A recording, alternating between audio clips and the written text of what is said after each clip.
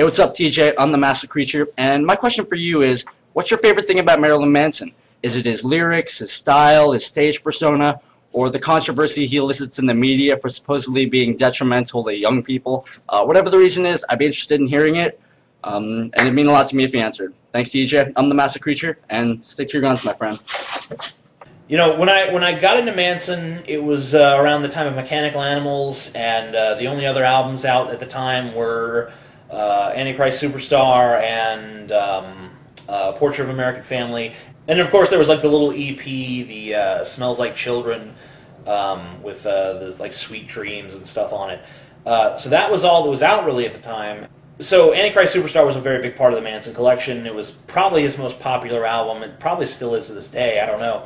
But the thing about that album is, you know, there was a lot of references to like Nietzsche and the idea of the Antichrist not as a person but as a cultural phenomena. And you know, it was a time when he would get on stage, you know, at the MTV Music Awards and, you know, rally against Christianity in 1996. You know, this is before you had, you know, Richard Dawkins writing The God Delusion and doing interviews on Fox News. This is like, you know, we're sick of the fascism of Christianity. You know, 1996, 1997, Manson live on national television saying this stuff. I mean, that was an incredibly ballsy thing, and the Christian right rallying against him. And you know, it's really a whole package deal for me with Manson, because I love his lyrics, I love the wordplay, I love the fact that he comes up with inventive ways of conveying his emotions to people. I love the fact that he will comment on issues, that he's not afraid to be cerebral in a culture that doesn't really encourage entertainers to be cerebral.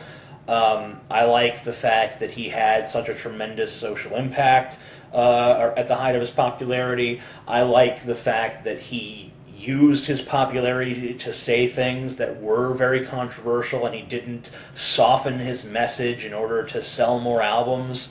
I like the fact that he didn't pander to his audience. I like the fact that he put out a book that listed, you know, Friedrich Nietzsche and the Marquis de Sade and Anton Szandor LaVey and other controversial figures as inspiration.